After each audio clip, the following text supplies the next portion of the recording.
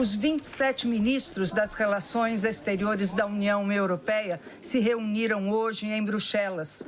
A chefe da diplomacia europeia demonstrou preocupação com as consequências diante de uma escalada do conflito, como o aumento do preço do petróleo. Os ministros da União Europeia estão preocupados com as retaliações, especialmente o fechamento do Estreito de Hormuz, algo que seria extremamente perigoso e não seria bom para ninguém, declarou Kaja Kallas. A porta-voz da Casa Branca afirmou hoje que os Estados Unidos não estão tentando derrubar o regime do Irã. Nossa correspondente em Washington, a Raquel Krahenbuhl, tem as informações. Raquel, boa tarde. Conta pra gente quais são as informações que você tem, por favor. Oi, Kovalik, boa tarde a você, a todos. Olha, daqui meia hora o presidente Donald Trump vai se reunir com a equipe de segurança nacional aqui no Situation Room, sala de crises e emergências da Casa Branca. Ele segue monitorando a tensão crescente no Oriente Médio depois do envolvimento dos Estados Unidos. O clima aqui na Casa Branca entre autoridades Kovalik, de missão cumprida. Mais cedo, a porta-voz Caroline Leavitt disse que os Estados Unidos e o mundo estão mais seguros hoje, porque a ação que chamou de ousada do presidente evitou um conflito nuclear. Mas a gente lembra que a inteligência dos Estados Unidos avaliou em março que o Irã não estava construindo uma arma nuclear. A porta-voz esclareceu ainda que a postura do presidente Trump e a postura militar dos Estados Unidos não mudaram. Ela disse que quando Trump sugeriu ontem uma mudança de regime, estava apenas levantando uma questão, que muitos têm, segundo ela, porque o povo iraniano não deveria se levantar contra o regime que se recusa a engajar em diplomacia. A gente lembra também que o Irã estava prestes a ter a 6ª rodada de negociações com os Estados Unidos quando Israel atacou o país. As autoridades aqui não acreditam em uma guerra de grande escala, Kovalik, insistem que a ação dos Estados Unidos foi limitada apenas contra alvos nucleares e não civis. O secretário de Estado americano e também assessor de segurança nacional, Marco Rubio, falou que os Estados Unidos estão prontos para começar a negociar já hoje e que não há mais ataques planejados, a menos que o Irã contra-ataque. Amanhã, como já estava planejado, o presidente Donald Trump vai até a cúpula da OTAN, onde deve ser pressionado sobre esse envolvimento dos Estados Unidos no conflito. Kovalik. Obrigado pelas informações. Qualquer novidade, já sabe, avisa a gente aqui. Até mais. E os alvos dos Estados Unidos de sábado foram 3 instalações, como a gente vê aqui no nosso telão: Isfahan, Natanz e Fordow. Fordow, ali mais ao norte, é considerada a mais protegida. Foi construída a 80 metros de profundidade, 80 metros abaixo da superfície. Os Estados Unidos usaram essa bomba que a gente está vendo aqui, ó. Vou sair da frente para você ver direitinho. Essa bomba aqui, a GBU-57, ela foi jogada de aviões, ela é conhecida como demolidora de bunker. Ao todo, foram usadas 14 bombas. Os Estados Unidos também lançaram mísseis de um submarino no mar Mediterrâneo. Os Estados Unidos agora se preparam para uma possível resposta iraniana, que parece iminente, pelo menos essa é a ameaça. O ministro das Relações Exteriores reagiu ao ataque americano, dizendo que os Estados Unidos haviam cruzado a grande linha vermelha. Logo depois do bombardeio de sábado, um apresentador da TV estatal iraniana, que é muito ligado ao regime iraniano, ele declarou: "Mr. Trump, o senhor começou isso e nós vamos terminar." Os Estados Unidos têm bases militares em vários países do Oriente Médio, onde há dezenas de milhares de soldados estacionados. Muitos desses postos estão a uma distância de ataque de mísseis de curto alcance, como a gente vê aqui, o círculo menor, ou seja, um míssil de curto alcance chega até essas bases americanas, e outros podem ser atingidos por mísseis de alcance médio, como a gente vê aqui no círculo, pelo menos um pedacinho do círculo maior. Outra preocupação é com o fechamento do Estreito de Hormuz. O bloqueio foi aprovado pelo parlamento do Irã, segundo a imprensa local, mas ainda precisa passar pelo Conselho de Segurança Nacional e pelo líder supremo, Ayatollah Ali Khamenei. Seria uma medida de grande impacto econômico. 20% do petróleo e do gás natural do mundo passam pelo Estreito de Hormuz. E um detalhe importante, como você pode ver, desculpe o jogo de palavras, mas o estreito é muito mais estreito do que parece. Você está vendo essas linhas aqui? São caminhos por onde os navios passam. Aqueles petroleiros gigantescos, eles só conseguem passar por esses corredores. E cada um deles tem 3,5 quilômetros de largura, ou seja, é muito curtinho ali, muito estreito. Seria muito fácil, tecnicamente, para o Irã fechar esse estreito. É por lá que os países do Golfo, grandes produtores, escoam quase toda a produção deles. Ninguém é dono dessa passagem, são águas internacionais, mas a parte norte do canal, como a gente vê aqui, é território do Irã. Quando diz fechar o estreito, o que o Irã provavelmente quer dizer é que vai bombardear os navios que passarem sem a sua autorização. O Irã tem mísseis antinavios instalados no continente e em ilhas.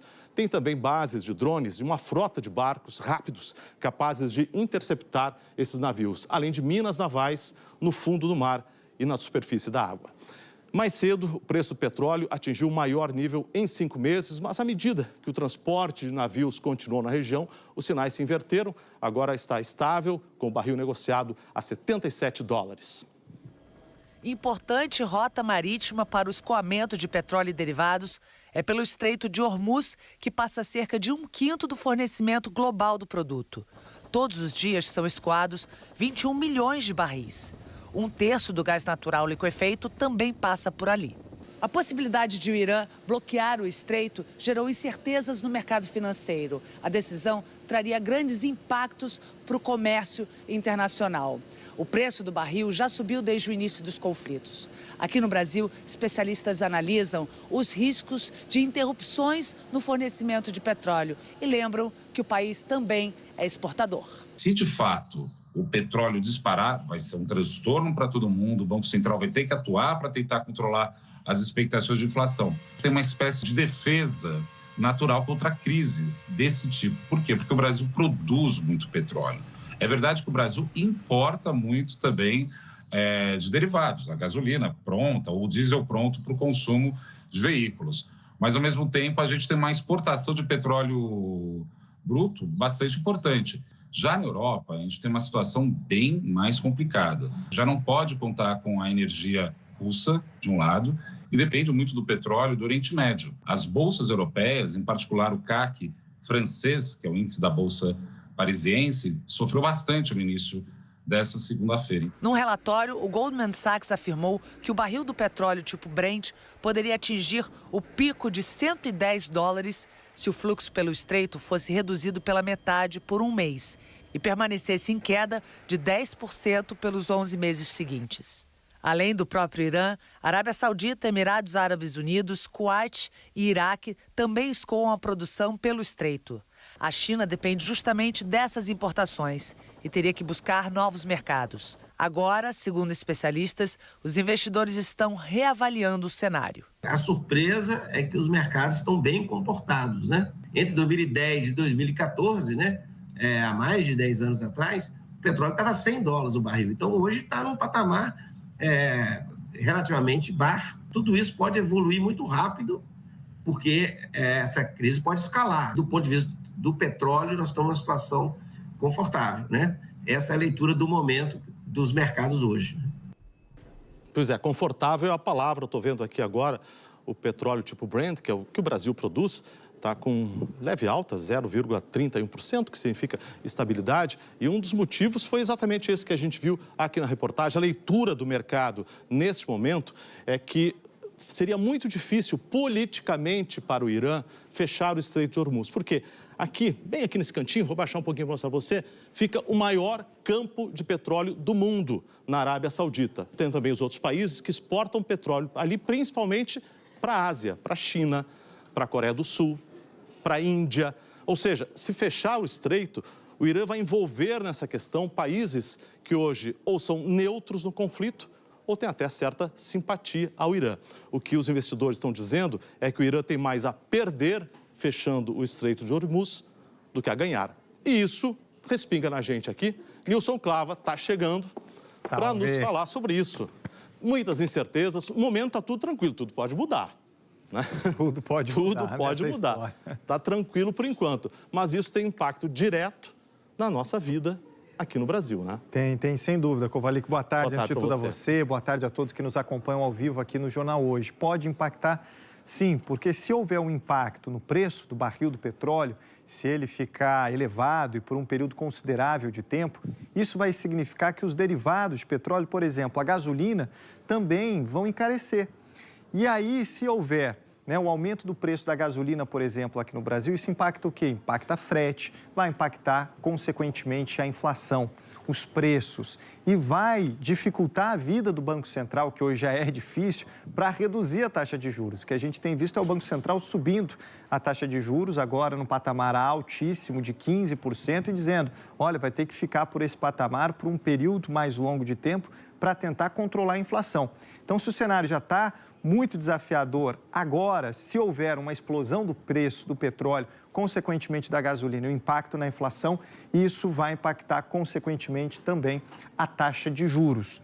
Por outro lado, tem a questão da balança comercial. Como o Brasil exporta petróleo, pode até ser positivo no aspecto da balança comercial e também do aspecto fiscal, porque pode aumentar a arrecadação do governo com royalties de petróleo, com dividendos da Petrobras e ajudar o governo a arrecadar um pouquinho mais e fechar ali o orçamento que está difícil de ser fechado. Então, tem essa complexidade e essas consequências de ambos os lados, da inflação, mas também da balança comercial, mas também do lado fiscal. Fato é, gente, é um momento de muita incerteza.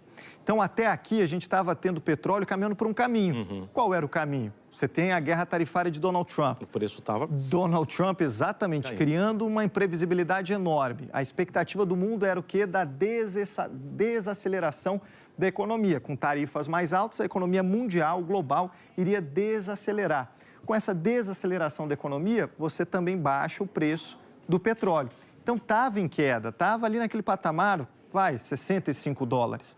Então, você tinha do lado da demanda uma queda e, consequentemente, do preço. Agora, pouquíssimo tempo depois, quando há esse conflito entre Israel e Irã, você tem um movimento contrário, que é uma pressão sobre a oferta, o temor do fechamento do Estreito de Hormuz, que poderia levar a um choque na oferta de petróleo e um aumento de preço. Então, é essa imprevisibilidade na qual o mundo está inserido nesse instante e tem várias questões envolvidas. Tudo bem, o parlamento do Irã até autorizou o fechamento do Estreito de Hormuz, mas o Kovalik, você lembrou muito bem aqui que o fechamento do Estreito impacta países, inclusive aliados, como a China. Então, a pressão está enorme para que isso não seja feito, é o que a gente vai acompanhar. Exatamente, porque é aquele joguinho de dominó, Você derruba uma peça, acaba onde? Na gente. Exatamente. Então tem que ficar de olho. Obrigado, um abraço. Obrigado pelas boa tarde, explicações. gente. Até mais.